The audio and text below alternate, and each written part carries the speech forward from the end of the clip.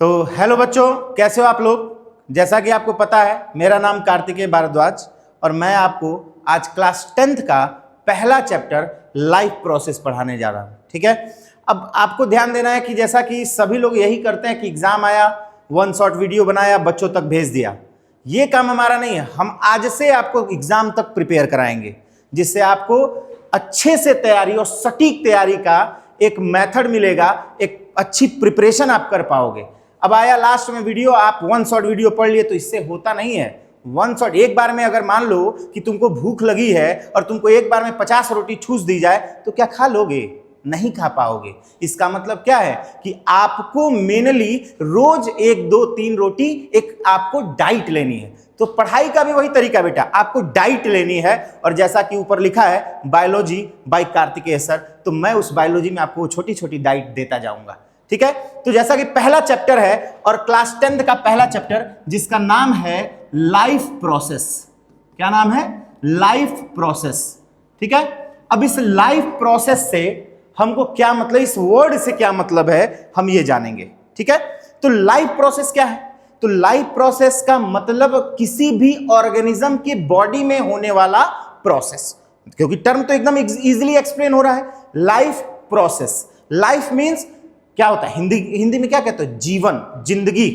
और प्रोसेस मतलब उस जिंदगी में होने वाला प्रोसेस। आपके बॉडी में क्या क्या होता है? आप खाना खाते हो, डाइजेशन होता है, एब्जॉर्प्शन होता है, एसिमिलेशन होता है, ये सब चीजें होती हैं। और इजेशन हो जाता है, आप सांस लेते हो, रेस्पायर करते हो, ऑक्सीडेशन होता है फूड का, एनर्जी मिलती है। क्या करते हो? ये एक तरह का लाइफ प्रोसेस है।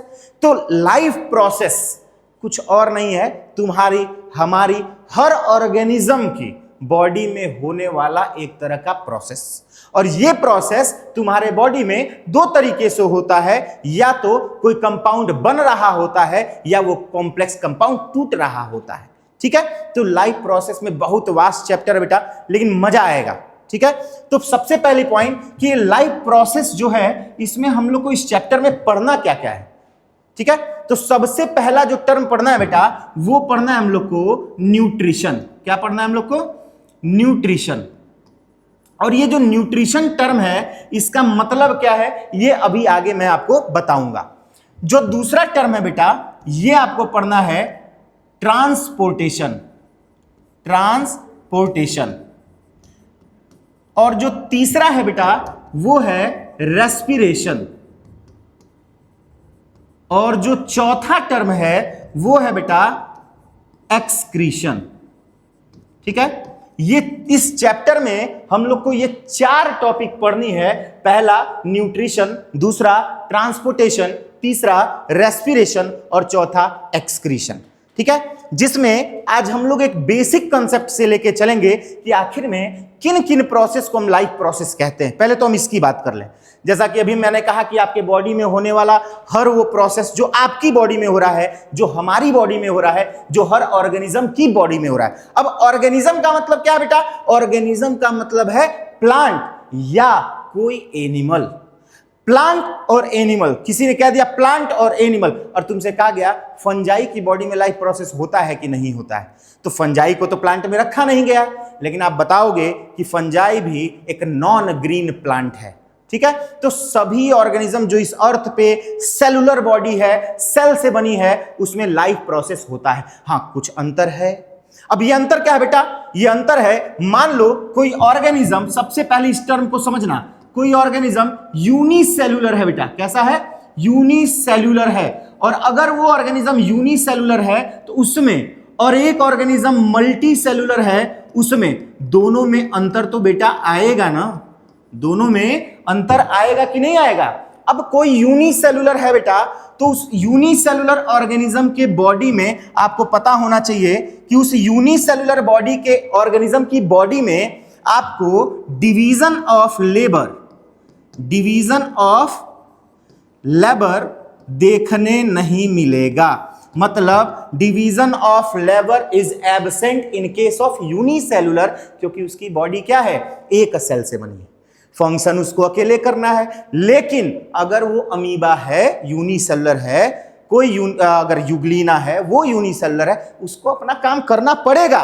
बस अंतर यह आएगा कि वो काम करेगा, अकेले करेगा, मेहनत का बंटवारा, श्रम का विभाजन, डिवीजन ऑफ लेबर नहीं होगा। लेकिन अगर हम बात करें किसी मल्टी सेलुलर ऑर्गेनिज्म की, तो in case of multi cellular organism आपको यह देखने मिलेगा कि उसके बॉडी में डिफरेंट ऑर्गन सिस्टम मौजूद हैं और हर ऑर्गन सिस्टम अपना एक प्रॉपर फंक्शन कर रहा है। जैसे अगर बेटा हम बात करें तुम्हारी, अगर बेटा हम बात करें हमारी, तो हर केस में आपको एक चीज दिखेगा कि हमारे पास रेस्पिरेटरी सिस्टम भी है, हमारे पास रेस्पिरेटरी सिस्टम भी है, हमारे पास डाइजेस्टिव सिस्टम भी है, हमारे पास ट्रांसपोर्टेशन के लिए हार्ट वाला सिस्टम भी है, जिसको आप सर्कुलेटरी सिस्टम कहते हो। क्या कहते हो आप? Circulatory system, circulatory system. अब जब हम आगे आपको इस चैप्टर में ट्रांसपोर्टेशन पढ़ाएंगे बेटा, तो हम बताएंगे ह्यूमन बॉडी में ये सर्कुलेटरी सिस्टम दो टाइप के होते हैं। एक का नाम होता है ब्लड वेस्कुलर सिस्टम और एक का नाम होता है लिम्फेटिक सिस्टम। या आपको पता होगा ब्लड और लिम्फ का अंतर, आप नहीं पढ़े होगे तो कोई बात नहीं है, उसे मैं आपको रिवाइज कराऊंगा। ठीक है, तो आप जैसे समझ में आ रहा होगा आपको कि यूनिसेलुलर ऑर्गेनिज्म में डिवीजन ऑफ लेबर नहीं होगा, लेकिन करना उसको अपना काम खुद है। इसका मतलब कोई किसी और का काम करने नहीं आता, पढ़ना आपको खुद पड़ेगा, तो आप ही पास होगे, मैं नहीं पास होऊंगा। मैं अगर पढ़ा रहा हूं, आप अगर पढ़ रहे हो, तो आपका सक्सेस होना है। तो सेम वही हाल है, अगर ये ऑर्गेनिज्म है भले यूनिसेलुलर, काम तो एक ही खुद करना है, तो लाइफ प्रोसेस तो उसमें भी होगा। वो एक बेसिक ऑर्गेनिज्म है, एक सेल से बना है। अब बात हम करें कि इस पूरे प्रोसेस में, लाइफ प्रोसेस में रिप्रोडक्शन एक टर्म आएगा बेटा, ध्यान से सुनना। एक टर्म आ रहा है, नाम है रिप्रोडक्शन। अब कोई आपसे ये पूछ दिया बेटा कि ये रिप्रोडक्शन जो प्रोसेस है, क्या ये लाइफ प्रोसेस है? अब कोई कहता है, कोई कहता है नहीं है। तो एक नॉर्मल सी सोच है बेटा, ध्यान देना। अगर रिप्रोडक्शन की हम बात करें, कोई ऑर्गेनिज्म रिप्रोड्यूस कर रहा है, तो क्या वो ऑर्गेनिज्म बिना रिप्रोड्यूस किए सरवाइव नहीं करेगा? क्या एकदम करेगा।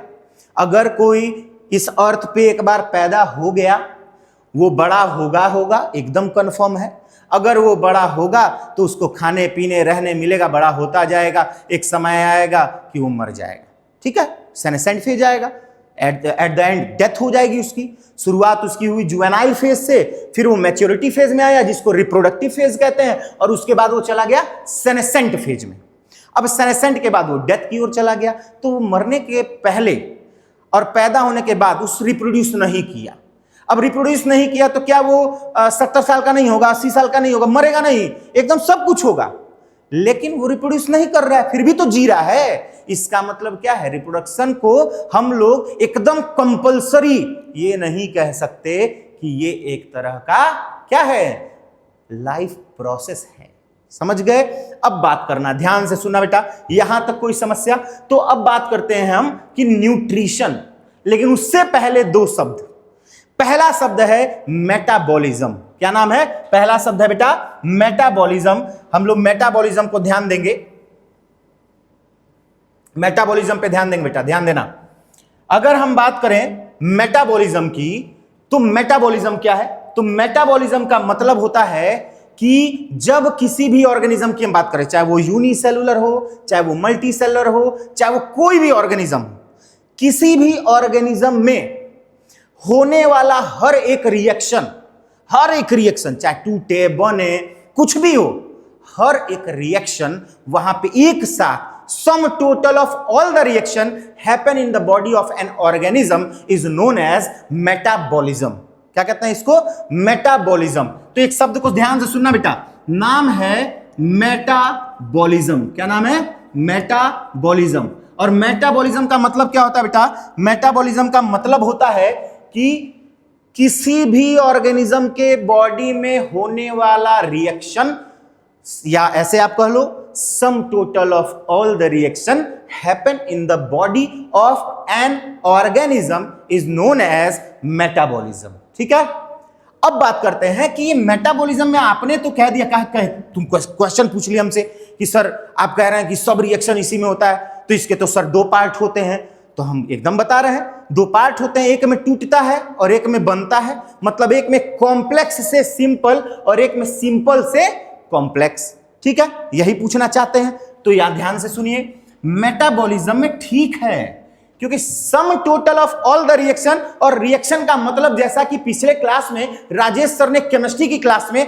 आपको यह बताया था कि जब पुराने बॉन्ड टूटते हैं और नए बॉन्ड बनते हैं, जब पुराने बॉन्ड टूटते हैं और नए बॉन्ड बनते हैं, तो यही तो रिएक्शन है बेटा, कि पुराने बॉन्ड टूटे, नया बॉन्ड बना, नया और कंपाउंड बन गया, इसी को हम लोग रिएक्शन कहते हैं। 2 रिएक्टेंट आपस में रिएक्ट किए, प्रोडक्ट बना दिए, इसी को हम रिएक्शन कहते हैं। ऐसा सर ने बताया था, हम भी तो वही बता रहे हैं। बस अंतर क्या है, हमने मेटाबॉलिज्म को डिफाइन करना है और ये बताना है कि मेटाबॉलिज्म में दोनों केस आएगा, कॉम्प्लेक्स टू सिंपल और सिंपल टू कॉम्प्लेक्स। ठीक है, तो 2 चीजें हम लोग सीखेंगे। एक होता है बेटा एनाबॉलिज्म, एक क्या होगा एनाबॉलिज्म, और दूसरा क्या होगा बेटा कैटाबॉलिज्म। क्या होगा कैटाबॉलिज्म। अब इस 2 वर्ड को एकदम बहुत आसान है, बहुत आसान है, कुछ नहीं है, ध्यान से सुनो। कैटाबॉलिज्म के केस में क्या होता है बेटा, complex compound, complex material simple compound में चेंज हो जाते हैं। मतलब अगर कॉम्प्लेक्स टू सिंपल हो रहा है बेटा तो उसको कहेंगे कैटाबॉलिज्म। अब आप बोलोगे कि एक सर इसका एग्जाम्पल दे दीजिए। ठीक है, तो इसका एग्जाम्पल आपके पास है, नाम है रेस्पिरेशन। क्या नाम है, रेस्पिरेशन बेटा। अब इस रेस्पिरेशन में आपको पता है होता क्या है, सब लोग कहते हैं कि रेस्पिरेशन सर सांस ले रहे हैं और सांस छोड़ रहे हैं, ऐसा नहीं होता है। ये सांस लेना और छोड़ना रेस्पिरेशन नहीं है बेटा, ये है ब्रीदिंग। क्या है, ब्रीदिंग। अब ब्रीदिंग बेटा एक फिजिकल प्रोसेस है। क्या है, फिजिकल प्रोसेस है, और रेस्पिरेशन एक तरह का केमिकल प्रोसेस है।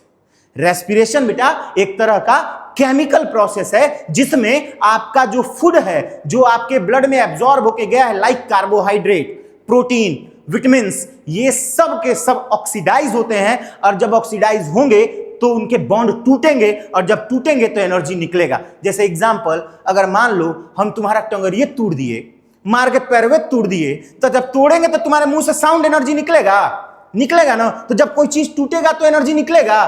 तो वही बात तो हम कह रहे हैं बेटा, रेस्पिरेशन में क्या होता है, कॉम्प्लेक्स मटेरियल सिंपल में चेंज होता है, यही चीज तो कहलाता है कैटाबॉलिज्म। क्या कहलाता है, कैटाबॉलिज्म। समझ गए। अब ध्यान देना, रेस्पिरेशन में एक रिएक्शन दिखा देते हैं आपको। मान लीजिए ग्लूकोज का रेस्पिरेशन हो रहा है। किसका रेस्पिरेशन होता है, हो रहा है इस समय ग्लूकोज का। अब कई बच्चे ऐसे हैं, सर आप ग्लूकोज नहीं लिखे, आप फ्रक्टोज लिखे हैं। तो क्या हो गया, ग्लूकोज और फ्रक्टोज क्या हो गया, ग्लूकोज है फ्रक्टोज है, दोनों का फार्मूला सेम है, मॉलिक्यूलर फार्मूला, लेकिन स्ट्रक्चरल फार्मूला जब देखोगे बेटा तो ग्लूकोज में आपको दिखेगा aldehyde as a functional group, और आपको फ्रक्टोज में दिखेगा बेटा ketone as a functional group. अब ये आपको राजेश सर बहुत अच्छे से कार्बन एंड इट्स कंपाउंड में पढ़ाएंगे, अब मजा आ जाएगा जैसा वो पढ़ाएंगे। ठीक है, अब ध्यान देना है कि मान लो ग्लूकोज है, हम अब तुम्हारी बात मान ले रहे, फ्रक्टोज मान लो, जो तुम्हारी मर्जी। अब मान लो हमने ग्लूकोज को तोड़ा, ठीक है, और हम नहीं तोड़ रहे हैं, ऑक्सीजन तोड़ रहा है। हमारे बॉडी में गया ऑक्सीजन, रेस्पायर होके गया, एब्जॉर्ब हुआ, और ये ऑक्सीडाइज हुआ। और जब ऑक्सीडाइज, याद रखना, जब कोई ऑर्गेनिक मटेरियल ऑक्सीजन से ऑक्सीडाइज हो रहा है तो सिंपल इनऑर्गेनिक मटेरियल में टूट जाएगा, जिसका नाम है कार्बन डाइऑक्साइड एंड वाटर।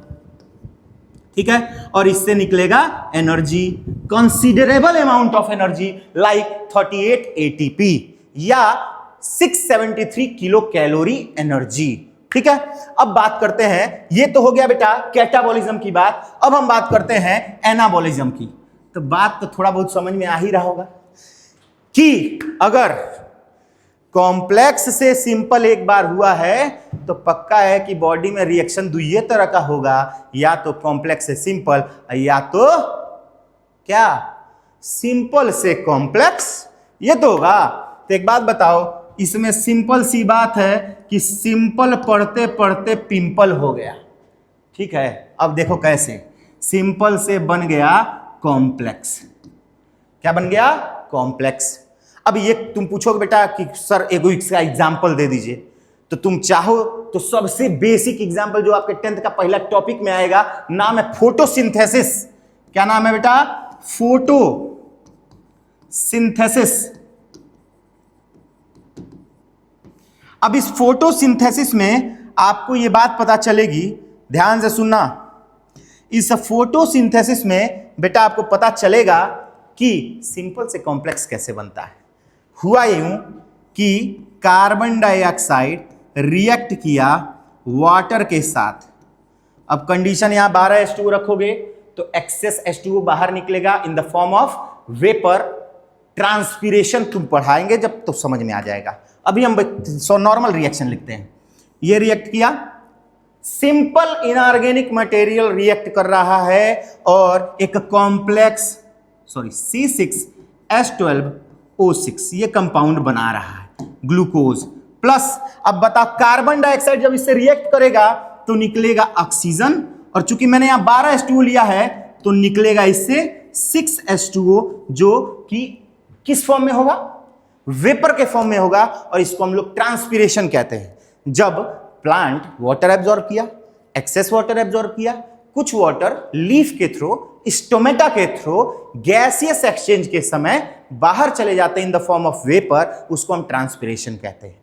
मतलब the loss of water in the form of vapour is known as transpiration. The loss of water in the form of vapor from the aerial part of the plant. From the aerial part of the plant is known as क्या? Is known as transpiration. और अगर बेटा the loss of water in the form of drops, उसको कहेंगे guttation. क्या कहेंगे बेटा? Guttation. GUTATION, guttation. ठीक है, और गटेशन हाइड्रोथोड के थ्रू होता है, ये हम आगे पढ़ेंगे तो बताएंगे। अभी हम अपने टॉपिक से न भटके, हम इसकी बात करें। यहां तो कोई समस्या है? कोई दिक्कत नहीं होगा बेटा। अब एक बात बताओ, मेटाबॉलिज्म समझ गए? Complex to simple, simple to complex, हर तरह के रिएक्शन को मेटाबॉलिज्म कहते हैं। समझ गए? अब बात करते हैं, ध्यान देना। अब हम बेटा बात करेंगे कि किसी भी ऑर्गेनिज्म के केस में न्यूट्रिशन तो होता ही होगा, जैसा कि पहला टॉपिक है इस चैप्टर का, लाइफ प्रोसेस की पहली टॉपिक है कौन सी? न्यूट्रिशन। देखो बेसिक चीजें सब कोई जानता है कि लिविंग बीइंग हाई करता है, लिविंग बीइंग हाउ करता है। मेन टॉपिक पे आता है ना, न्यूट्रिशन किसे कहते हैं। अब देखो इतना इजी वे में बताएंगे कि अगर आपको याद नहीं हो गया तो बोलिएगा। नाम है न्यूट्रिशन। क्या नाम है बेटा? न्यूट्रिशन नाम है। और इस न्यूट्रिशन के केस में आपको यह बताना चाहते हैं, डेफिनेशन आप देख रहे हो, न्यूट्रिशन कह रहे हो कि सर डेफिनेशन बता नहीं, कह रहे हैं देख रहे हो, एकदम देख रहे हो। ये देखो कैसे, न्यूट्रिशन के आगे ही लिख दो न्यूट्रिएंट। क्या लिखोगे बेटा? न्यूट्रिएंट्स। ठीक है, यहां क्या लिखोगे बेटा? फूड। यहां लिखोगे बेटा एनर्जी। यहां क्या लिखोगे बेटा? कुछ नहीं। हो गया, डेफिनेशन हो गया। अब देखो कैसे हुआ, यूं कि हमने कहा nutrition is the process in which we get nutrient from food, we get nutrient from food to gain energy. To gain energy is known as nutrition. खत्म। कौन सा टफ था यार, इतना आसान डेफिनेशन है। क्या है न्यूट्रिशन? कोई पूछा न्यूट्रिशन क्या है बता, हम बोले कि सर एक काम कीजिए ना, 3 शब्द वहां लिख दीजिए, न्यूट्रिएंट, फूड और एनर्जी। क्या क्या लिख दीजिए? न्यूट्रिएंट, फूड और एनर्जी। ठीक, ये 3 शब्द सर लिख दीजिए। मैंने लिख दिया। तुम बोले सर आप ही ने बताए थे, we get nutrient from food to gain energy is known as nutrition. बात खत्म। अब ये न्यूट्रिशन बेटा जो है, इसमें न्यूट्रिएंट क्या है? ये न्यूट्रिएंट वर्ड क्या? फूड तो हम जान रहे हैं, रोटी, दाल, चावल, बकरा, ठीक है, मुर्गा, सब खाना है, सब फूड है। लेकिन इस फूड में ये न्यूट्रिएंट हमको कहाँ से मिलता है, ये फूड में से कहाँ से आ गया, फूड में ऐसा क्या है जो न्यूट्रिएंट है। तो एक बात बताओ, न्यूट्रिएंट कुछ नहीं है बेटा, कार्बोहाइड्रेट को न्यूट्रिएंट कह रहे हैं, कार्बोहाइड्रेट। फिर प्रोटीन को भी कह रहे हैं, फिर बेटा फैट को भी कह रहे हैं, फिर बेटा विटामिन्स को भी कह रहे हैं। ठीक है, अब इस पे एक क्वेश्चन बता दें। अगर हम बात करें गर्मियों की, मौसम आ रहा है गर्मी का, और गर्मी के मौसम में अगर एकदम स्वस्थ रहना है तो पहला काम कीजिए, आपको चाहिए सबसे इंपॉर्टेंट विटामिन, जिसका नाम है विटामिन B12। क्या नाम बेटा, विटामिन B12। और ये विटामिन B12 जो होता है बेटा, ये पाया जाएगा कर्ड में। किसमें पाया जाएगा, कर्ड में, यानी दही में। किसमें पाया जाएगा, दही में, जो गर्मी में एकदम सही है। तो खाइए दही और गर्मियों में रहिए सही। और यही टॉपिक पढ़िए ध्यान से कि कार्बोहाइड्रेट, प्रोटीन, फैट, विटामिन, ये सभी के सभी एक्सेट्रा कर देते हैं। अगर कुछ और हो तो लिख देना, मेटाबोलाइट्स में सब आ जाएंगे। ये सभी के सभी न्यूट्रिएंट्स, ठीक है, ये सभी के सभी क्या है बेटा, न्यूट्रिएंट्स है। ठीक, अब बात करते हैं कि ये न्यूट्रिशन होता कितने टाइप का है, कितने टाइप का होता है। ठीक है, तो हम लोग सबसे पहले अब उसी का डिस्कशन करते हैं बेटा, कि ये जो न्यूट्रिशन होता है, ये न्यूट्रिशन बेसिकली 10th के लेवल पे हम बता रहे हैं कि ये दो टाइप के होते हैं। एक को हम कहते हैं ऑटोट्रॉफिक मोड ऑफ न्यूट्रिशन, और दूसरे को बेटा हम कहते हैं heterotrophic mode of nutrition. Heterotrophic mode of nutrition.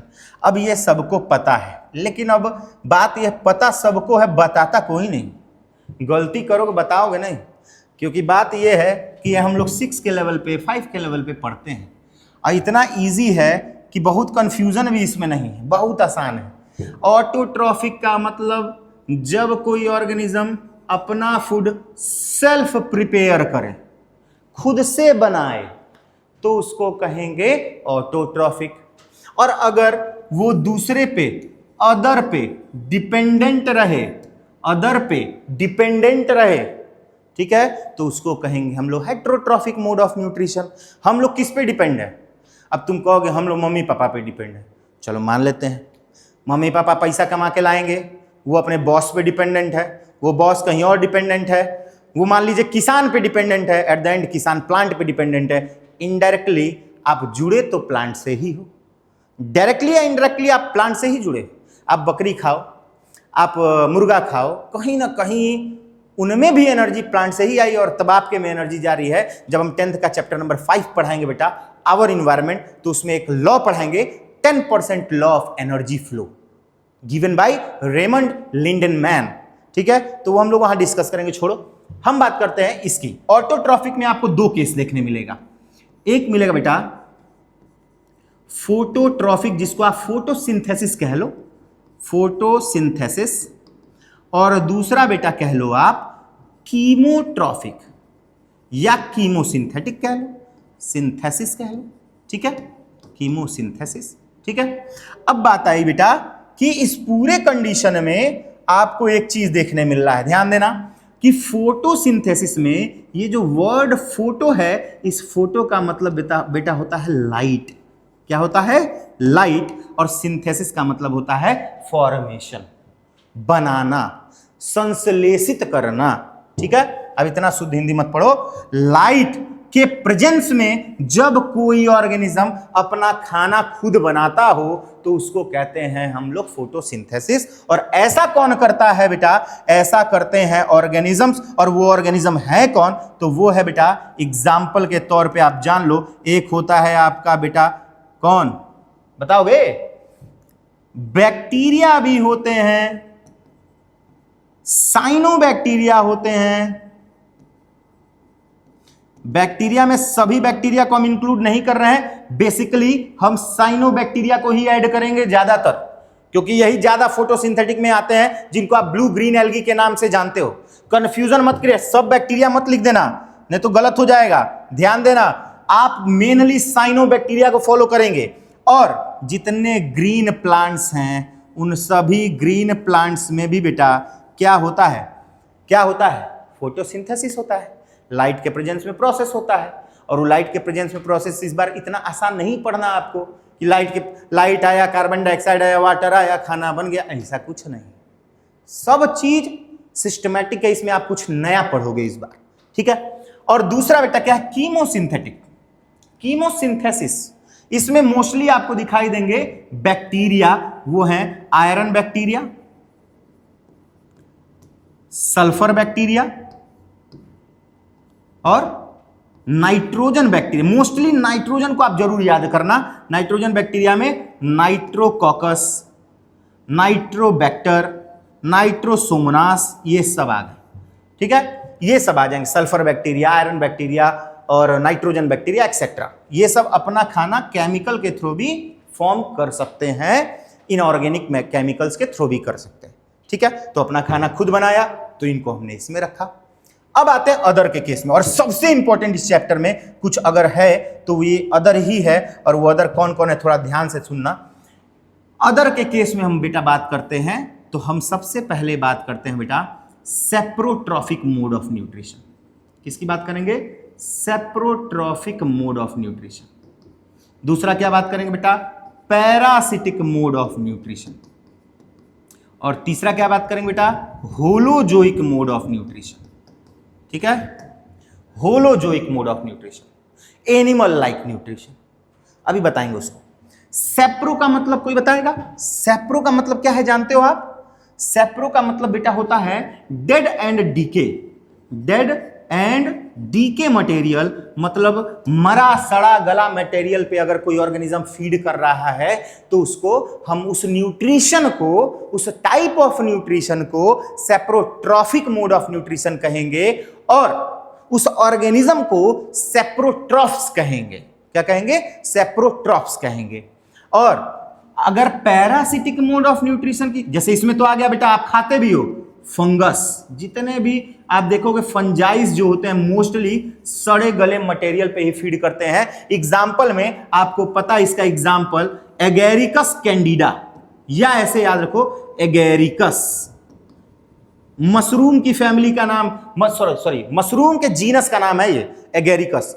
Mushroom आप खाते हो उसी के जीनस का नाम है ये एगेरिकस, यानी मशरूम्स की फैमिली की बात कर रहे हैं, ग्रुप की बात कर रहे हैं, बेसिडियोमाइसिटीज फंगस के ग्रुप की बात कर रहे हैं, ठीक है। तो मशरूम, ये मशरूम्स जो है ये आप खाते हो, ये सड़े गले मटेरियल पे ही डेवलप करता है, ठीक है। फिर बात की पैरासिटिक मोड ऑफ न्यूट्रिशन, तो आपको पता है बेटा कि पैरासिटिक मोड ऑफ न्यूट्रिशन का मतलब, इसमें तो डेड और decay material. Parasitic mode of nutrition का केस ये है कि इसमें आप जिस भी ऑर्गेनिज्म की बात करोगे वो ऑर्गेनिज्म फूड तो खाएगा, लेकिन वो जो फूड होगा उसको कहां से मिलेगा? किसी होस्ट से मिलेगा, ठीक है। और वो होस्ट कोई हो सकता है, बस याद रखना लिविंग होना चाहिए। कैसा होना चाहिए? लिविंग होना चाहिए, मतलब वो ऑर्गेनिज्म लिविंग होगा तभी उस पे कोई ऑर्गेनिज्म फीड करे तो आप पैरासिटिक मोड ऑफ न्यूट्रिशन कहोगे। और जो ऑर्गेनिज्म किसी होस्ट पे रह के अपना खाना ले और उसको नुकसान पहुंचाए, उसी को हम लोग कहते हैं बेटा पैरासिटिक मोड ऑफ न्यूट्रिशन, और उस ऑर्गेनिज्म को कहते हैं पैरासाइट। और जिसके ऊपर रह के वो खाना ले रहा है उसको कहते हैं हम लोग क्या? होस्ट। क्या कहते हैं? होस्ट। अब ध्यान दो, ये भी इजी है। अब कहोगे पैरासाइट सर क्या होता है, बता दीजिए थोड़ा। तो दो पार्ट में बांट दो ना, एक को कहते हैं एंडोपैरासाइट और एक को कहते हैं एक्टोपैरासाइट या एक्सोपैरासाइट। मोस्टली एक्टो वर्ड यूज करते हैं। इंडोपैरासाइट मतलब बॉडी के अंदर रहे और नुकसान पहुंचाए। एग्जांपल एंट अमीबा हिस्टोलिटिका। क्या नाम है एग्जांपल में? एंट अमीबा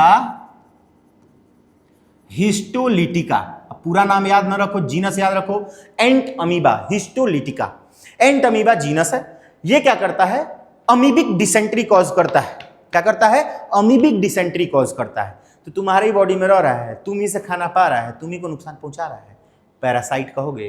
पैरासाइट इसको कहोगे, मोड ऑफ न्यूट्रिशन को पैरासिटिक कहोगे। और तुम्हारे ही में रह रहा है तो तुम ही ने इसके होस्ट हुए जी। होस्ट का हिंदी जानते हो? पोषद, पोषने वाला। तो तुम पोषने वाले हो और ये क्या है? तुम्हारे बॉडी में रह रहा है, तुम ही को नुकसान पहुंचा रहे, तो ये पैरासाइट। हिंदी में कहते हैं परजीवी, दूसरे पे रहेगा और जिएगा, इसी को कहते हैं परजीवी। ठीक है, अब बात करते हैं बेटा एक्टोपैरासाइट की। एक्टो का मतलब क्या होता है? जो बॉडी के बाहर रहे। नाम सुने होंगे हिरुडिनेरिया, हिरुडिनेरिया नहीं सुने हो तो एक नाम जरूर सुने होंगे, लीच। इस लीच का ही जीनस का नाम हिरुडिनेरिया होता है।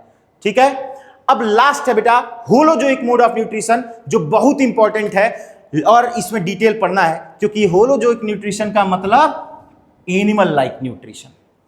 होलोजोइक का मतलब एनिमल लाइक न्यूट्रिशन। थोड़ा सा बता देते हैं इसके बारे में बेटा, ध्यान देना। होलोजोइक का मतलब क्या होता है? तो होलोजोइक न्यूट्रिशन जिसमें एनिमल लाइक न्यूट्रिशन हो, मतलब पहले इंजेशन हो, मतलब पहले फूड को बकल कैविटी में माउथ के थ्रू लिया जाए। माउथ ये लिप्स है, ओपनिंग, जब लिप्स खुलेगा तो माउथ ओपन हो जाएगा, जब लिप्स बंद होगा तो माउथ बंद हो जाएगा। इसी के थ्रू फूड जाता है इस बकल कैविटी में। ठीक है, इंजेशन, फिर आप पढ़ोगे बेटा इसमें डाइजेशन, और ये पूरा पढ़ना है, अमीबा में भी पढ़ना है और ह्यूमन में भी पढ़ना है डिटेल, विथ डाइजेस्टिव एंजाइम, सब कुछ, डाइजेस्टिव ग्लैंड, सब कुछ पढ़ना है। डाइजेशन के बाद एब्जॉर्प्शन पढ़ना है बेटा, एब्जॉर्प्शन, एंड देन एब्जॉर्प्शन के बाद क्या पढ़ना है बेटा? Ingestion, digestion, absorption, assimilation, and then egestion, means egestion. अब एक बात याद रखना, डाइजेशन बहुत लंबा टॉपिक है, क्योंकि डाइजेशन में ही बेटा हम लोग पढ़ेंगे डाइजेस्टिव ग्लैंड, डाइजेस्टिव ग्लैंड, और दूसरा एलिमेंट्री कैनाल, मतलब एलिमेंट्री कैनाल मतलब पूरा माउथ से लेके एनस तक, मसल इंस्फिंक्टर तक, ये सभी हम लोग को पढ़ना होगा बेटा इसी टॉपिक में। तो जैसा कि शुरुआत हो गई है तो अंत होगा ही। आज एक शुरुआत है और अंत हम करेंगे अगले बोर्ड एग्जाम के रिजल्ट से, और ये कारवा चालू हो चुका है और आप इससे जुड़ें, अपने दोस्तों से कहें जुड़ें, और हम लोग एक नया कीर्तिमान स्थापित करेंगे इस छोटे से शहर में। तो इसके लिए बहुत बहुत धन्यवाद, आप जुड़ें और हम लोग के साथ पढ़ते रहें। बहुत बहुत धन्यवाद।